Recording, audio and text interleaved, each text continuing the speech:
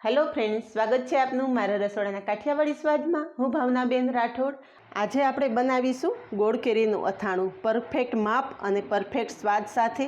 Friends, जो तमे पहली वखत गोळ केरीनुं अथाणुं बनावता हशो तो पण तमारुं अथाणुं एकदम परफेक्ट अने स्वादिष्ट बनशे अने आखा वरस आ अथाणानो कलर अने स्वाद एवो ने एवो जळवाई रहेशे। तो विडियो पूरेपूरो जोजो अने विडियो पसंद आवे तो विडियो ने लाइक, शेर अने सब्सक्राइब करी पासे रहेलू बेल प्रेस करो जेथी आवनारा नवा विडियो सौथी पहला आपने मळे। तो चालो बनावीए आखू वरस स्टोर करी शकाय तेवुं गोळ केरीनुं तो अथाणुं बनाववा माटे अहींया मैं 3 किलो राजापुरी केरीना टुकड़ा करेला छे। केरीना टुकड़ाने सारी रीते धोई साफ करी अने हळदर अने मीठुं मिक्स करी अने एक दिवस सुधी आपणे हळदर मीठामां राखेला अने त्यार पछी केरीना टुकड़ाने सूकवी दीधेला। केरीना टुकड़ामांथी पाणी बिलकुल सुकाई जवुं जोईए पछी ज आपणे अथाणा माटे उपयोगमां लेवानुं छे। आ रीते प्रेस करता तमे जोई शको छो के केरीमांथी पाणी बिलकुल नथी નીકળતું पण केरी एकदम सॉफ्ट छे। केरी एकदम सुकाई न जाए ए वातनुं पण खास ध्यान राखवानुं। जो केरी वधारे सुकाई जशे तो केरी एकदम चवड़ थई जशे, परिणामे वरस दरमियान तमारुं अथाणुं एकदम कड़क थई जशे। तो आपणे सूकवेली केरीना टुकड़ा साइड पर राखी देशुं अने गोळ केरीना अथाणा माटेनो एक स्पेशियल मसालो तैयार करी लेशुं। तो गोळ केरीनो परफेक्ट मसालो बनाववा माटे अहीं आपणे आ बधा मसालानी जरूर पड़शे। जेमां मैं 2 कप राईना कुरिया लीधा छे। वजनमां जोईए तो 200 ग्राम छे। राईना कुरिया एकदम ताजा अने फ्रेश होय एवा लेवाना। अहींया तमे जोई शको छो के राईना कुरियानो कलर एकदम पीळो छे। जो थोड़ा वासी के पड़तर कुरिया हशे तो एनो कलर थोड़ो काळो पड़ी गयो हशे। तो आपणे 200 ग्राम राईना कुरिया साथे 75 ग्राम जेटला मेथीना कुरिया लेवाना छे। मेथीना कुरिया गोळ केरीमां ओछा प्रमाणमां होय छे एटले 75 ग्राम जेटला लीधा छे। 100 ग्राम जेटला धाणाना कुरिया लीधा छे। 25 ग्राम जेटली वरियाળી, 100 ग्राम लाल मरचुं पाउडर। लाल मरचुं पाउडर पण एकदम ताजું અને સરસ કલરવાળું હોય એવું લેવાનું। સાથે 25 ગ્રામ જેટલી હળદર।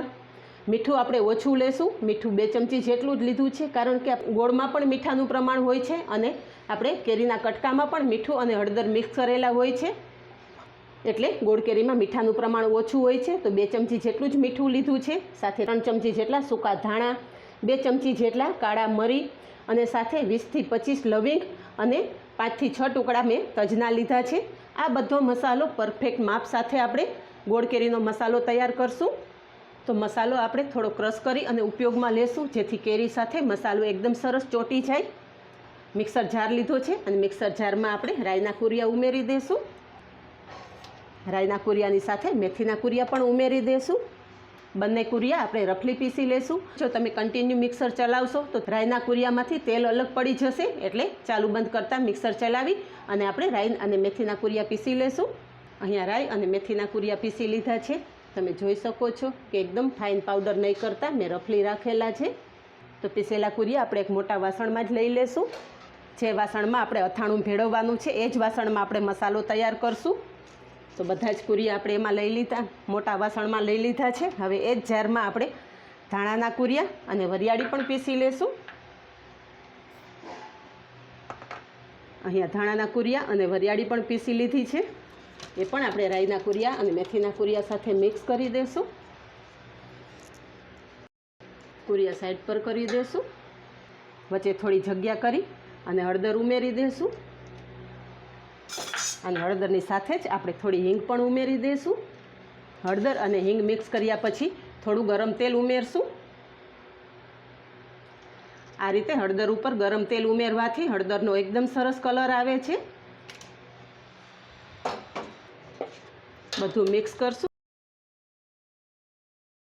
આ બધો મસાલો મિક્સ કર્યા પછી તેલ થોડું ઠંડુ થવા દેવાનું। પછી જ આપણે લાલ મરચું પાવડર ઉમેરવાનું। તો મસાલા સાથે તેલ મિક્સ કરી લીધું છે અને થોડું ઠંડુ થઈ ગયું છે તો લાલ મરચું પાવડર ઉમેરી દેશું અને સાથે 2 ચમચી જેટલું મીઠું પણ ઉમેરી દેશું। સાથે ધાણા, કાળા મરી, તજ અને લવિંગ પણ ઉમેરી દેશું। બધું મિક્સ કરી લેશું।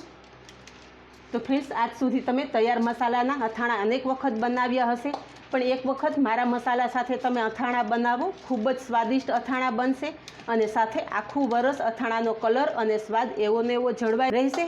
અને જો ફ્રેન્ડ્સ તમારે આ અથાણા તૈયાર જોતા હોય તો કાઠિયાવાડી સ્વાદના અથાણા તમને ઘર બેઠા મળી જશે, જેના માટે તમે નીચે આપેલા ડિસ્ક્રિપ્શનમાં વોટ્સએપ નંબર આપેલા છે, ત્યાં જઈ અને તમે ઓર્ડર કરી શકો છો. તો કાઠિયાવાડી સ્વાદમાં બનતા કોઈ પણ અથાણા તમને ઘર સુધી પહોંચાડી દેશું. હવે આપણો મસાલો સરસ તૈયાર થઈ ગયો છે. મસાલો થોડો ઠંડો થવા દેશું, પછી આગળની પ્રોસેસ કરશું. અહીં આપણો મસાલો ઠંડો થઈ ગયો છે.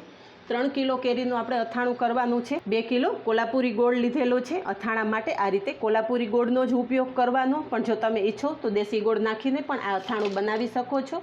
તો ગોળ આપણે મસાલા સાથે મિક્સ કરવાનો છે. કોલ્હાપુરી ગોળના આ રીતે મેં ક્રશ કરી લીધો છે અને હાથેથી ચોળી અને ગોળ હું મસાલા સાથે મિક્સ કરું છું.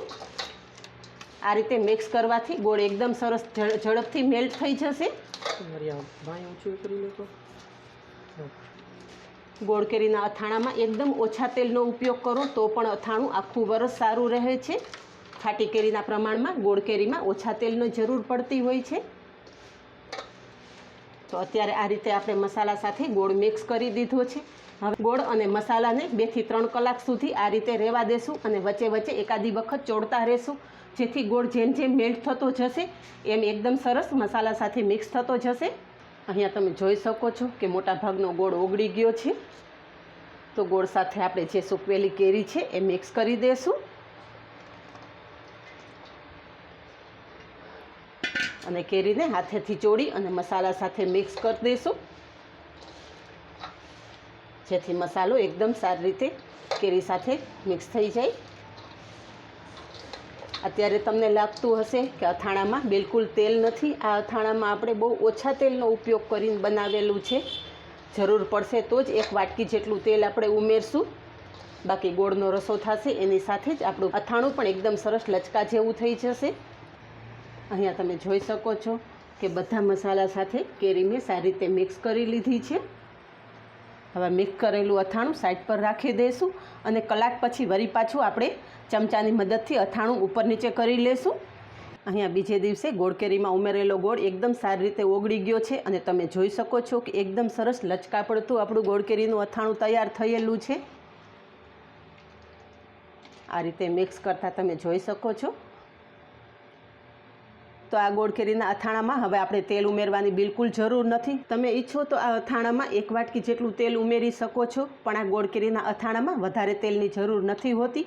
તો આ જ રીતે આપણે ગોળ કેરીનું અથાણું બનાવી અને બરણીમાં ભરી અને આખું વરસ સ્ટોર કરી દેશો તો પણ તમારું અથાણું બિલકુલ કલર કે સ્વાદમાં ફેરફાર નહીં થાય અને એકદમ સ્વાદિષ્ટ જ રહેશે. તો આ જ રીતે બનાવો અને કમેન્ટમાં જણાવો કે પરફેક્ટ માપ અને બધી જ ટિપ્સ સાથે બનેલું ગોળ કેરીના અથાણાની રેસીપી કેવી લાગી. આજે બસ આટલું જ. મળીએ નેક્સ્ટ વિડીયોમાં. ત્યાં સુધી બાય. Thank you. તો ફ્રેન્ડ્સ, કાઠિયાવાડી સ્વાદમાં બનતા બધા જ અથાણા તમે ઘરે બેઠા ઓર્ડર કરી શકો છો. તો કાઠિયાવાડી સ્વાદમાં બનતા અથાણામાં આપણે કોઈ જાતના પ્રિઝર્વેટિવનો ઉપયોગ નથી કરતા. અને ફ્રેન્ડ્સ, મારી ગેરંટીથી હું કહું છું કે આ અથાણા તમે આખું વરસ ખાશો તો પણ કલર અને સ્વાદમાં બિલકુલ ફરક નહીં પડે. ઓર્ડર કરવા માટેના વોટ્સએપ નંબર ડિસ્ક્રિપ્શન બોક્સમાં આપેલા છે. તો આ અથાણું તમે ઘરે બેઠા ઓર્ડર કરી શકો છો અને કાઠિયાવાડી અથાણાના સ્વાદ ઘરે બેઠા તમે માણી શકો છો.